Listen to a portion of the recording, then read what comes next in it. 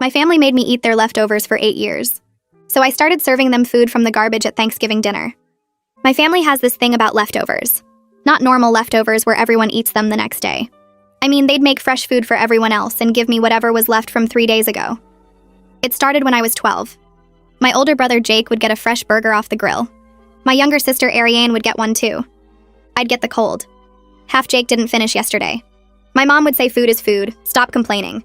My dad would add that I should be grateful we didn't waste anything. Grateful. For eating my brother's picked over scraps while watching him bite into a new burger. This went on for years. Every single meal. Breakfast, they'd make fresh pancakes for everyone. I'd get the soggy ones from Tuesday that had been sitting in the fridge. Dinner, they'd order pizza. 3 fresh boxes. I'd get the leftover slices from last weekend that had gone hard. Sunday roast meant everyone got fresh carved meat except me. I got the gristly ends from the previous Sunday mixed with whatever vegetables had gone soft. I tried everything. I offered to cook. They said no, the kitchen was Mom's domain. I tried buying my own food. They'd throw it out saying we don't waste money on duplicate groceries in this house. I got a mini fridge for my room. My dad removed it saying I was being selfish and dividing the family. The worst part was birthdays. On Jake's birthday, fresh 3-layer chocolate cake. On Ariane's birthday, fresh strawberry cheesecake.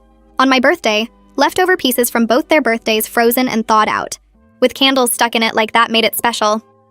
My mom would say at least you get 2 kinds of cake. When I turned 18 and got a job, I thought things would change. Nope. I'd come home from 8-hour shifts to find everyone had eaten fresh grilled chicken while a plate of 4-day-old spaghetti sat waiting for me. The spaghetti Jake had already picked all the meatballs out of. The spaghetti that had that weird fridge taste. But you need to eat with family, my mom would say. Family meals are important. What family meal? Everyone else ate 2 hours ago. I was eating alone at the table with their old food. I moved out at 20. They acted shocked. How could I abandon family? Why was I being so dramatic? Over food? It wasn't about food. It was about being treated like the family garbage disposal for 8 years, but I still came back for holidays because they guilted me into it. And guess what changed? Nothing. Thanksgiving, Christmas, Easter. Everyone got fresh everything while my plate was literally their leftovers from lunch arranged to look like dinner. Last Thanksgiving was my breaking point. I watched my mom serve everyone fresh turkey, fresh stuffing, fresh everything. Then she went to the fridge and pulled out a Tupperware. Here, honey, I saved this for you from our practice dinner on Tuesday. Practice dinner. They had a whole practice dinner without me, and saved me the scraps. That's when I started planning this year's Thanksgiving. I volunteered to help with cooking. My mom was suspicious, but agreed. I showed up early Thursday morning with bags of groceries. Started cooking alongside her, everything looking perfect. The turkey golden, the sides beautiful. The whole family arrived. Jake with his wife, Ariane with her boyfriend, my aunts and uncles, everyone commenting how good everything smelled. We set the table. Everyone sat down. Time to serve. I went to the kitchen and came back with a garbage bag. The actual garbage bag from their kitchen trash. I'd pulled it out earlier and set it aside. Started plating from it. Old turkey from 2 days ago covered in coffee grounds. Stuffing mixed with eggshells. Mashed potatoes with cigarette ash from my uncle's ashtray. I set the first plate in front of Jake. What the hell is this? Leftovers. From the garbage. Isn't that what we serve some family members? My mom went white. That's not funny. Take that away. Oh, but I thought food was food. Isn't that what you always told me? I put a plate in front of Ariane. Bits of old salad covered in wet paper towel. She gagged. This is disgusting. You're right. It is disgusting. Eating garbage while everyone else gets fresh food. But hey, at least you're eating with family, right? My dad stood up. What is wrong with you? What's wrong with me? I ate your literal leftovers for 8 years. Not even good leftovers. The stuff you picked through and didn't want. While you all ate fresh food in front of me. Every meal, every day. But this is garbage, Jake's wife said, not understanding yet. So was making a 12-year-old eat your cold, half-eaten burger while you got a fresh one. So was serving me frozen birthday cake from 2 months ago. So was having a practice Thanksgiving without me and saving me the scraps. My mom tried to defend it. We were teaching you not to waste food. Everyone else wasted food constantly. You just threw it away after picking out what you wanted. The only difference was you made me eat it instead of tossing it. My aunts and uncles were silent. They'd eaten here dozens of times. They'd seen it. They'd said nothing. I went back to the kitchen and what I brought out shocked them. The actual Thanksgiving dinner I'd spent 4 hours making this morning sat on the counter in perfect condition. I carried the turkey out first, golden brown skin glistening under the dining room lights, steam still rising from where I'd kept it warm. Set it right in the center of the table between the garbage plates. Went back for the stuffing. The real stuffing with cranberries and herbs, not the eggshell version on their plates.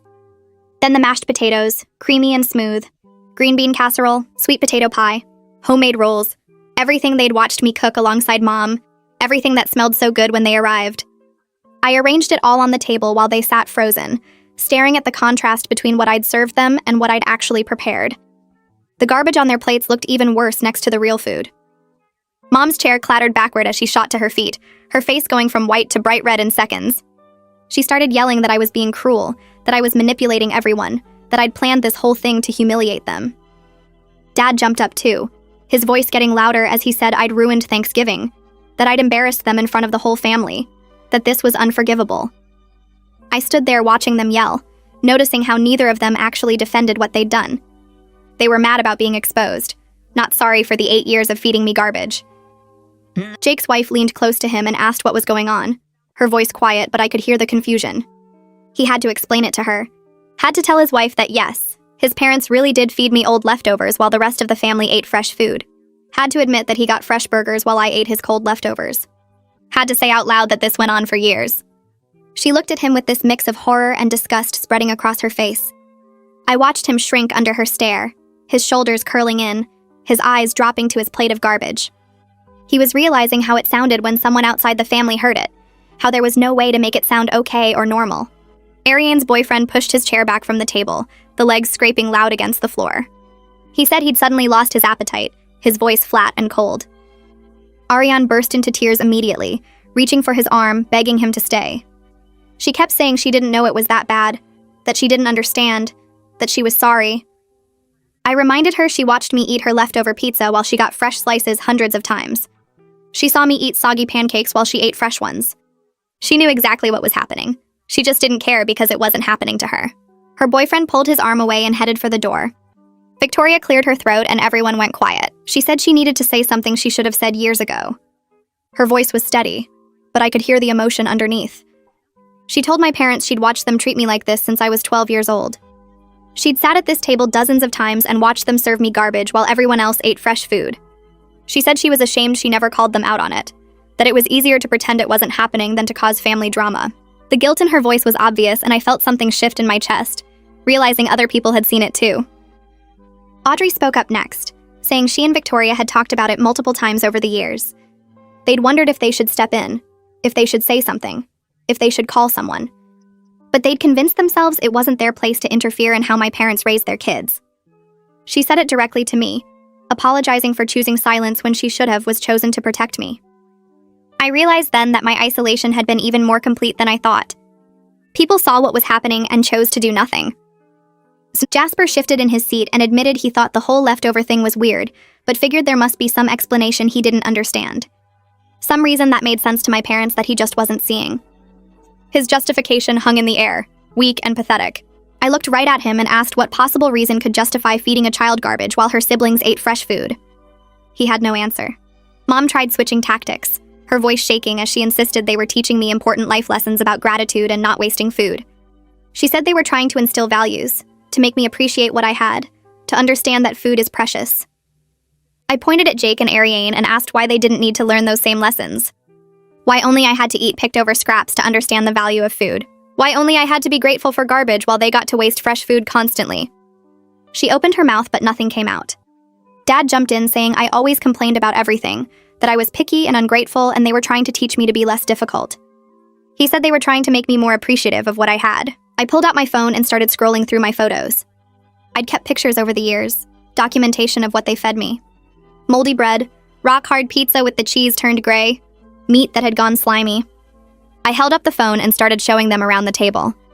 Asked Dad to explain how eating spoiled food teaches appreciation. Asked him to tell everyone how feeding a child food that was literally rotting was supposed to build character. He couldn't look at the photos. Jake tried defending himself, saying he didn't know it bothered me that much. The laugh that came out of me was bitter and sharp. I reminded him about the time I was 14 and asked him directly why he got fresh food and I didn't. He'd looked at me like I was being ridiculous and told me to stop being dramatic and just eat what I was given. He'd known exactly what was happening and he'd told me to shut up and accept it. Ariane started crying then, her shoulders shaking as she covered her face with her hands. She said between sobs that she was just a kid back then, that she didn't understand how wrong it all was. I watched her cry for a few seconds before responding. She's 24 now. She's been an adult for 6 years. She watched me eat moldy bread while she got fresh toast every morning for years after she turned 18. She never once questioned it.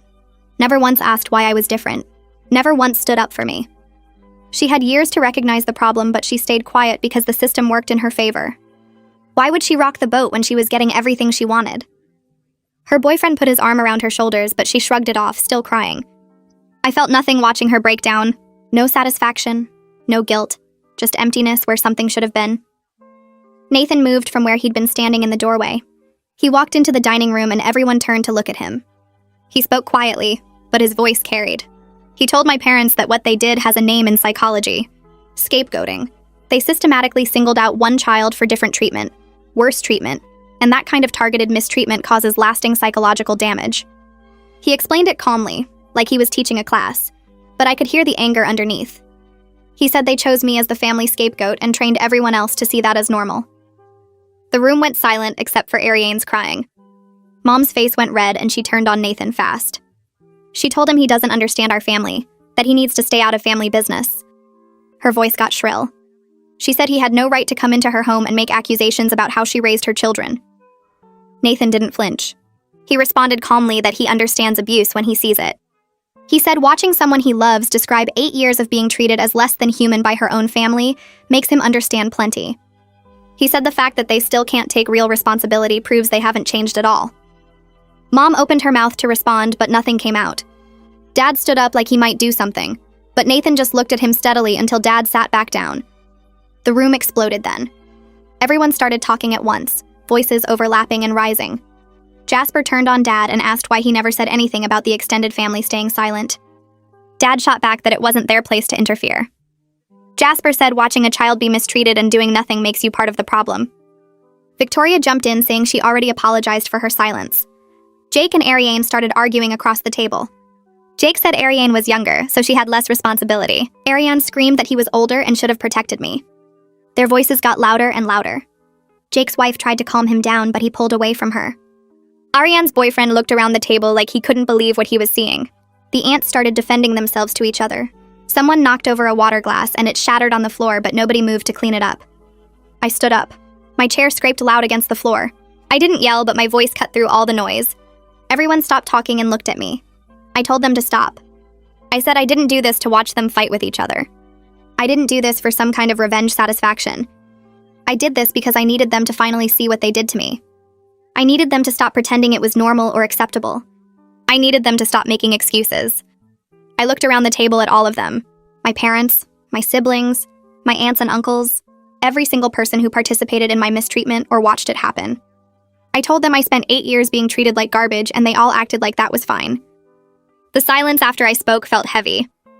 Victoria spoke up then. She asked me what I wanted from them now. What would make this right? Her voice was gentle, but I could hear the genuine question underneath. She really wanted to know. I looked at her for a long moment before answering. I told her honestly that I didn't know if anything could make it right. 8 years of systematic mistreatment doesn't just go away because people finally admit it was wrong.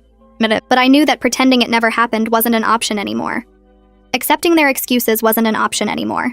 I said I needed them to acknowledge the reality of what they did without justification or deflection. Victoria nodded slowly. She didn't try to argue or defend anyone. Mom started crying again. Real tears this time, not angry ones. She said through the tears that she never meant to hurt me.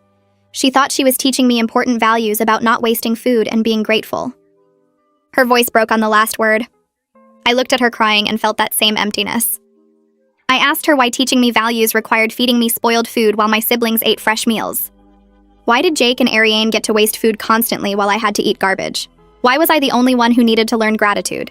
She had no answer, just more tears. She kept crying and shaking her head like that would somehow make this go away. Dad cleared his throat. He said they made mistakes, but they did their best as parents. That sentence made me angrier than anything else he'd said all day. I felt heat rise in my chest. I told him that feeding one child garbage while the others eat fresh food isn't a mistake. Mistakes are accidents. Mistakes are one-time things. What they did was a choice they made every single day for 8 years. They chose to make fresh pancakes for Jake and Ariane.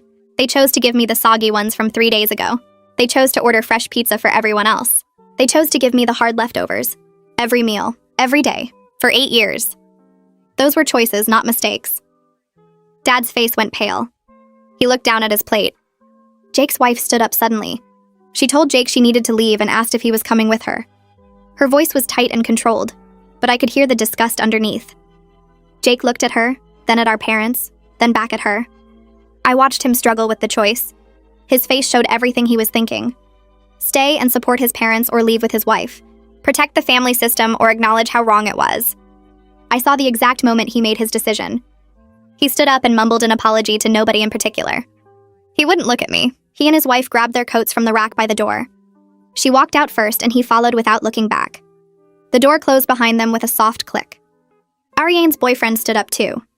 He said this was too messed up for him to process right now. Ariane grabbed his arm and begged him to stay. Her voice got high and desperate. She said they could talk about this later, that he didn't need to leave. He pulled his arm away gently and said he needed space to think about what kind of family he was getting involved with. Ariane started crying harder and asked what that meant. He didn't answer. He just walked to the door and left. Ariane collapsed back into her chair, sobbing. Her whole body shook. Mom tried to go to her, but Ariane pushed her away. The dining room felt smaller suddenly with fewer people in it. The beautiful turkey and sides I'd cooked sat untouched on the table next to the garbage plates. Nobody had eaten anything. The silence stretched out for what felt like forever. Everyone stared at their plates or the table or anywhere except at each other. Uncle Jasper cleared his throat and said maybe everyone should head home and let things cool down. Aunt Audrey jumped on that idea immediately. She said she just remembered she had something she needed to do early tomorrow. My other uncle said he had a long drive ahead. My aunt said she wasn't feeling well suddenly. Within 5 minutes, they were all grabbing their coats from the rack by the door.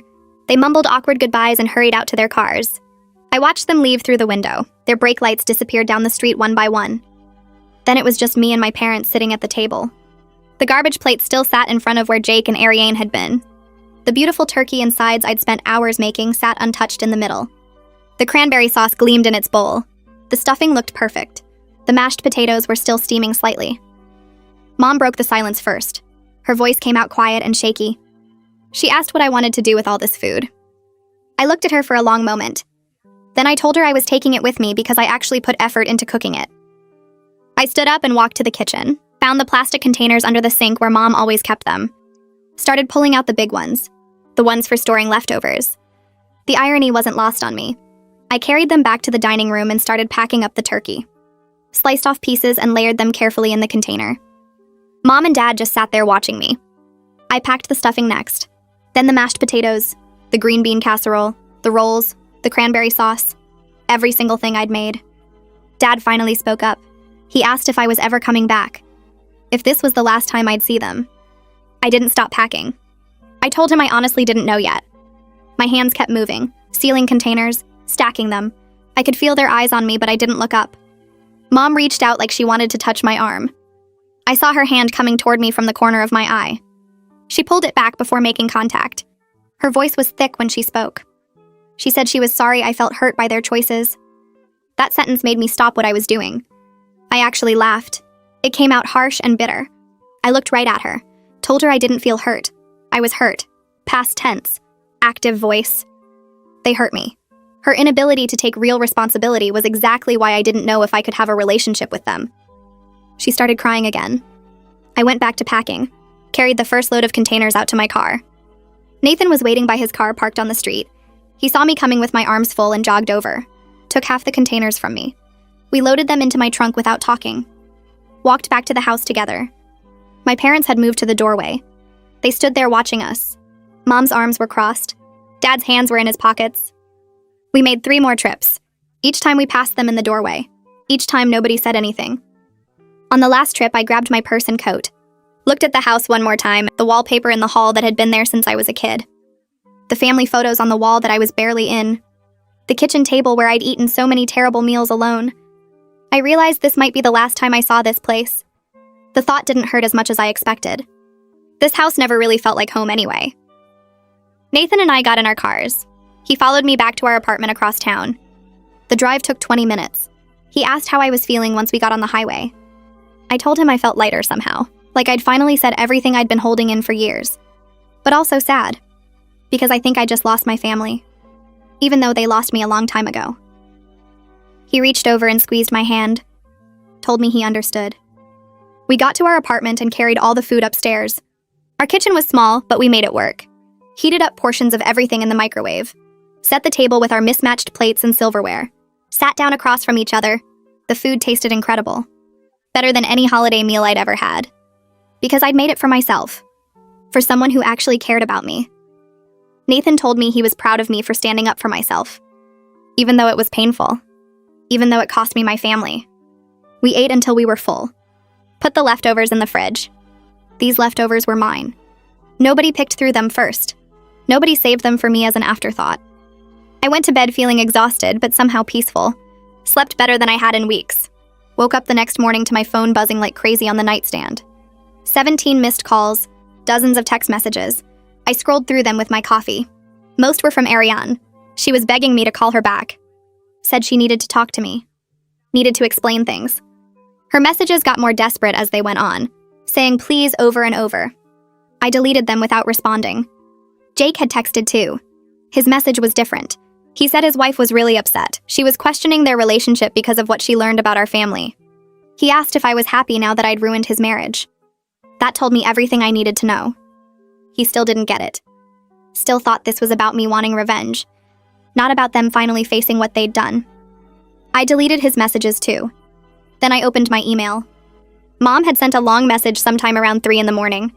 The subject line said we need to talk. I started reading. It was full of explanations and justifications. About teaching me character. Preparing me for a hard world. Building resilience. The same excuses I'd heard my whole life. Just written out in paragraphs instead of spoken. I got halfway through and hit delete. I'd heard all of this before. Nothing had changed except now it was in writing. My phone rang while I was staring at the deleted email.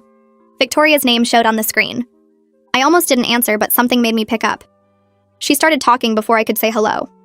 She told me she needed to say something she should have said years ago. Her voice sounded shaky.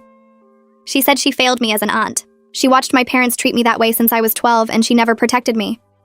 She said she understood if I didn't want a relationship with her, but she wanted me to know she recognized her part in it now. The complicity. That word hit different coming from her. I sat down on the couch. Told her I appreciated her calling. She asked if we could talk sometime when I was ready. I said maybe. She didn't push. Just said she'd be there whenever I needed her and hung up. Nathan brought me more coffee. Asked if I was okay. I nodded and scrolled through Ariane's messages again. They did sound different from Jake's. Less defensive, more scared. I decided to call her back. She answered on the first ring. Her voice was thick from crying.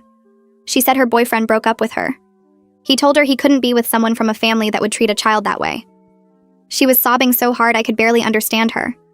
She begged me to call him, to tell him she's different, that she's not like our parents.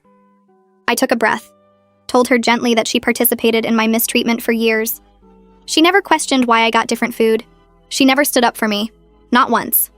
She needed to understand why he was concerned instead of expecting me to fix this for her. The line went quiet for a second. Then her voice changed, got sharp. She said I destroyed the family, destroyed everyone's relationships just to make a point. I reminded her I didn't destroy anything. I just showed everyone what was already broken. The fact that she was angry at me instead of at our parents proved she still didn't understand. She hung up on me. I set my phone down and rubbed my face. Nathan sat next to me, put his hand on my shoulder. He said maybe I should talk to someone professional about all this, someone who could help me process everything that happened. I looked at him. He pulled out his laptop and started searching. Found a therapist named Lindsay Hooper who worked with family trauma. Her office was across town. Nathan helped me write an email requesting an appointment. She responded within an hour. Had an opening the following week. I booked it. The next few days were quiet. I ignored more messages from my parents. Blocked Ariane's number after she sent 40 texts in one night. Went to work, came home, tried to feel normal. 3 days after Thanksgiving, someone knocked on my apartment door around 8 at night. I looked through the peephole. Jake stood there looking exhausted. His hair was messy. His eyes had dark circles under them. I opened the door. He said his wife moved to her parents' house. She wouldn't talk to him until he dealt with his family issues. He said he needed to understand what happened, needed to understand why everyone was so upset. I almost closed the door, but something about how tired he looked made me step aside. Let him in. We sat at my kitchen table, talked for 2 hours. He admitted he never thought about why I got different food. He just accepted it as normal because that's how things always were in our house. He said watching his wife's face at Thanksgiving made him realize how wrong it was, made him see it through someone else's eyes for the first time. I asked him about specific things: the birthday cakes, the practice Thanksgiving, the mini fridge Dad took away.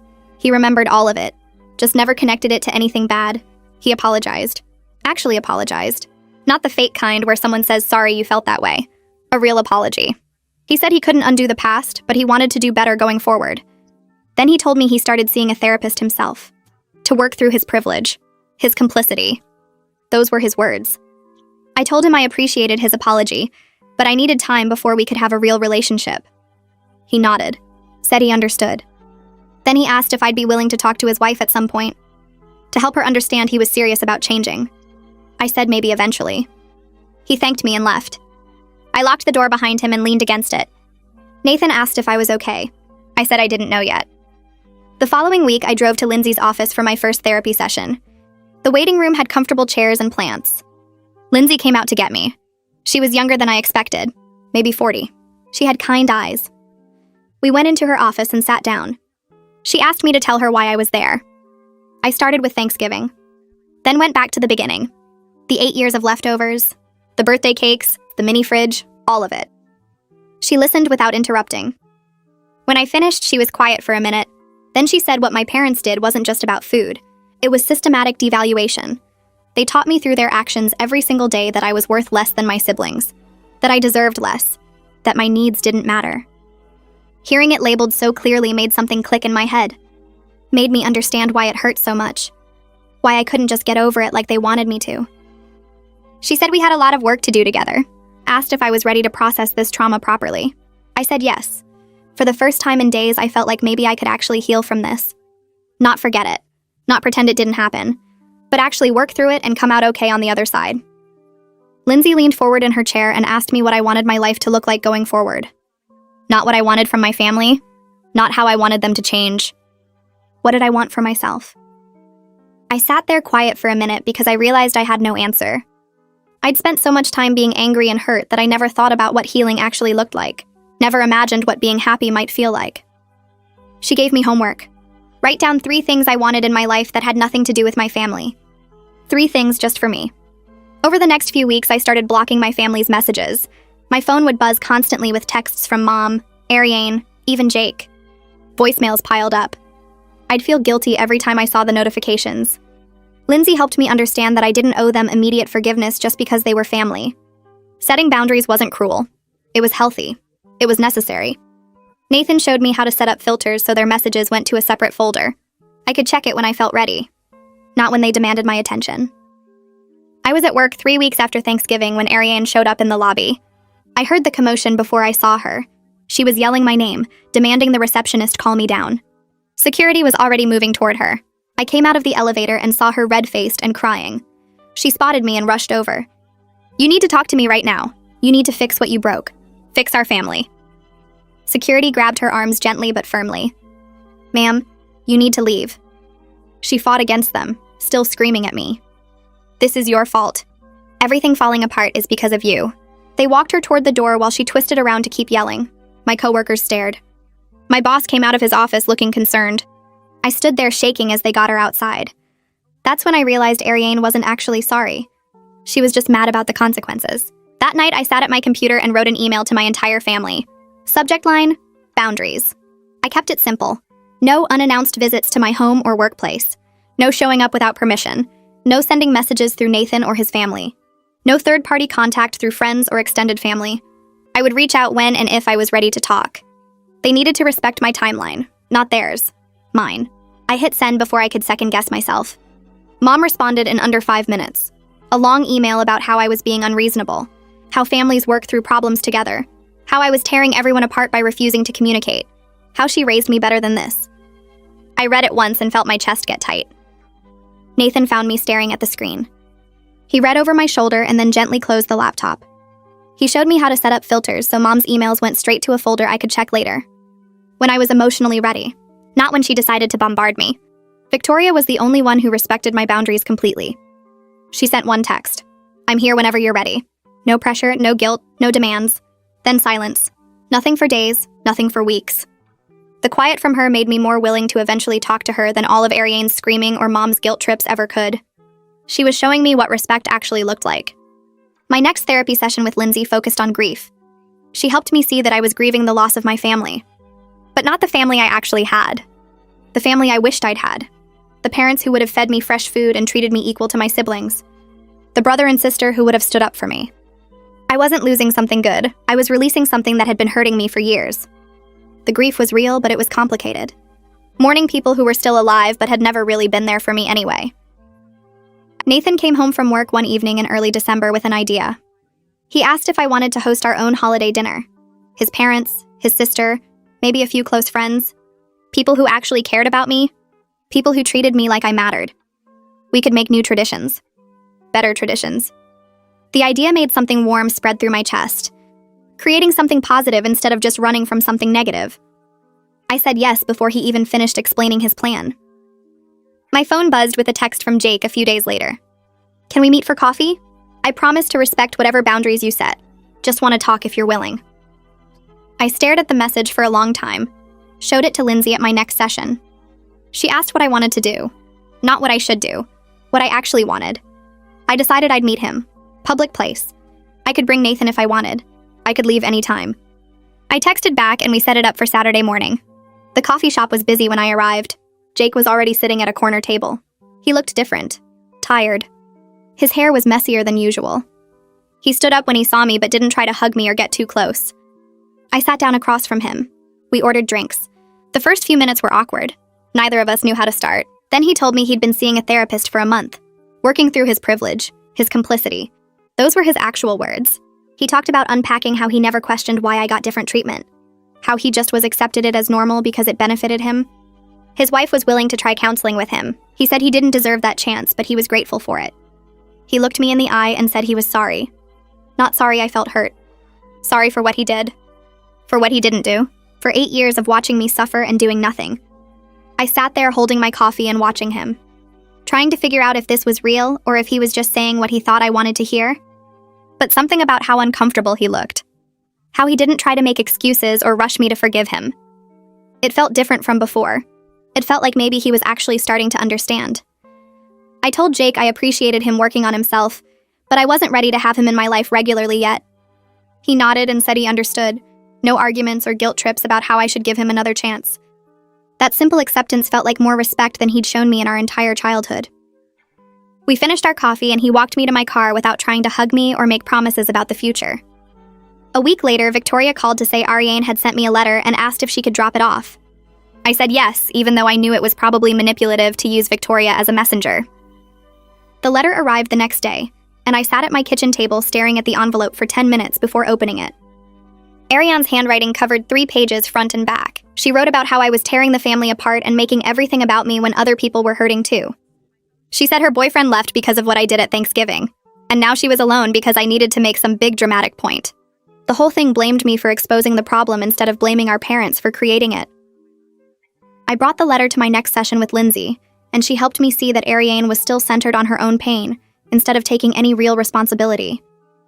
Ariane wanted me to fix things and make everyone comfortable again without anyone actually changing. I decided not to respond because anything I said would just give her more ammunition to paint herself as the victim. 2 days after Ariane's letter, my parents sent their own message through regular mail. The envelope had both their names written in my mom's careful handwriting, but the letter inside looked like someone else wrote it. Every sentence hit the right notes about taking responsibility and acknowledging harm. They used words like accountability and impact and generational trauma. It felt coached, like a therapist or counselor told them exactly what to write. I appreciated the effort because at least they were trying, but it didn't feel personal or genuine. The words were right, but they felt empty, like reading a script instead of hearing actual remorse. I put the letter in a drawer and didn't respond because I wasn't ready to engage with performed apologies. Nathan came home that evening and found me cooking dinner with more energy than I'd had in weeks. He asked what changed, and I told him I wanted to host our own holiday dinner in December. We could invite his parents and his sister and Victoria and a couple of my close friends. Maybe Jake and his wife if they wanted to come. We'd make new traditions with people who actually cared about me instead of people who treated me like garbage. Nathan hugged me and said that sounded perfect, and he'd help with whatever I needed. We spent the next 3 weeks planning the menu and decorating our apartment and sending invitations. Victoria said yes immediately and offered to bring her famous apple pie. Jake texted asking if the invitation was real, and I told him yes, but he needed to respect that this was my space with my rules. He agreed without hesitation. Nathan's family responded within hours saying they wouldn't miss it. My two closest friends from work both cleared their schedules. The morning of our December dinner, I woke up excited instead of anxious. Nathan and I spent hours in the kitchen cooking together and laughing about nothing important. His parents arrived first with wine and flowers and hugs that felt genuine. His sister brought homemade rolls that smelled incredible. Victoria showed up with her pie and a gift bag full of fancy coffee she knew I loved. My friends came together bringing a cheese board they'd assembled. Jake and his wife arrived last, looking nervous but grateful to be included. We all gathered around our small dining table that we'd extended with a folding table to fit everyone. The food covered every surface and it was all fresh and made with care. I looked around at these people who chose to be here because they wanted to support me, and I felt something warm and solid settle in my chest. This was what family was supposed to feel like. People who showed up because they cared, not because they were obligated. People who treated me like I mattered. We ate and talked and laughed for hours. Jake's wife pulled me aside while we were clearing plates and thanked me quietly for giving Jake a chance to show he was changing. She said she could see the work he was doing in therapy, and it gave her hope for their marriage. She apologized for what I went through growing up and said she wished she'd known sooner so she could have said something. Her words felt sincere, and I told her I appreciated her being honest with Jake about how serious this was. Later, Victoria found me in the kitchen washing dishes and said she needed to tell me something. She'd cut off contact with my parents until they did real work on themselves. She said watching my courage in confronting them made her realize she'd enabled their behavior for too long by staying silent. She was done being complicit in their treatment of me. I hugged her tight and felt grateful to have at least one person from my original family who understood. After everyone left, Nathan and I collapsed on the couch surrounded by leftovers and dirty dishes. We were too tired to finish cleaning. He told me he'd never seen me this relaxed and joyful. I realized I'd been carrying the weight of my family's dysfunction for so long that I forgot what lightness felt like. This dinner with people who actually loved me felt like breathing clean air after years of choking on smoke. The holidays passed and January arrived cold and gray. I sat in Lindsay's office and told her I thought I was ready to have one conversation with my parents. She helped me prepare by practicing what I wanted to say and what boundaries I needed to set. I decided to invite them to a family therapy session with a neutral counselor. That way, there'd be someone professional to call out their justifications and keep things from spiraling into the same old patterns. I sent them an email making it clear this was the only way I was willing to engage right now. They responded within an hour saying they'd do whatever I needed. We scheduled the session for February with a family therapist Lindsay recommended.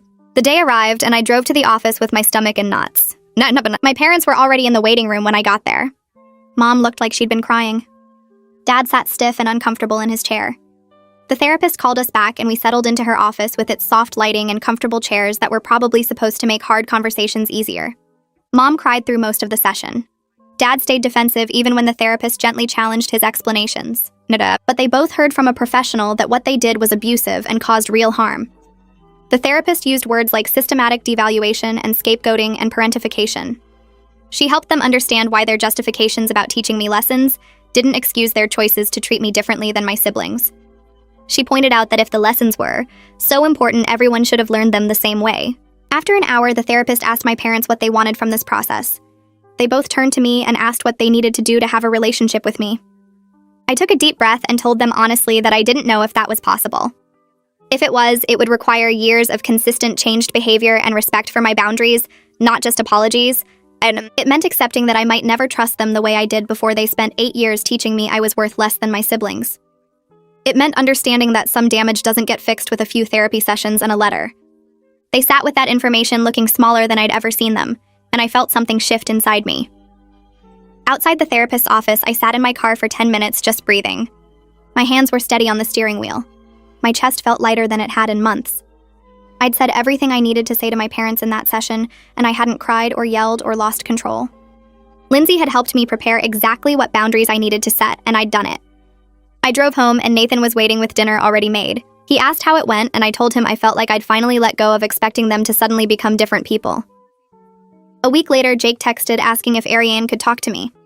She wanted to join a therapy session if I was willing. I thought about it for 2 days before I agreed to one meeting with Lindsay present. Ariane showed up looking scared and small in a way I'd never seen her. The session started with Lindsay asking Ariane what she wanted from this conversation. Ariane broke down crying within 5 minutes. She said she'd been terrified of becoming the target if she defended me. She admitted she saw what was happening and she chose to stay silent because it was easier to let me take the abuse than risk getting treated the same way. It was the first honest thing she'd ever said to me about our childhood. Lindsay asked her what she wanted now, and Ariane said she didn't know if I could ever forgive her, but she needed me to know she was scared, and she was sorry. I told her I appreciated her honesty, but forgiveness would take time if it happened at all. She nodded and said she understood. We didn't hug or make promises, but something felt different when she left. By March, I'd built routines that felt genuinely mine.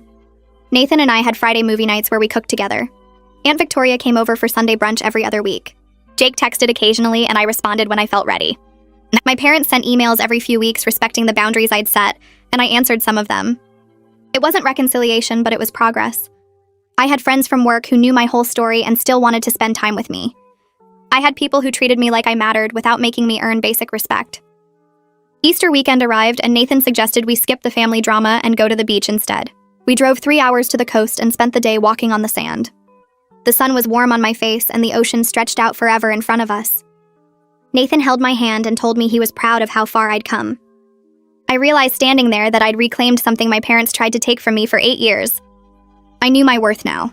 I knew I deserved to be treated with basic dignity and love. The family who raised me might never fully understand what they did to me, but I'd found people who saw me as valuable just for existing. I'd built a life where I didn't have to earn my place at the table or accept scraps while everyone else got fresh food. I looked at Nathan and smiled, and for the first time in my life, I felt like I was exactly where I was supposed to be.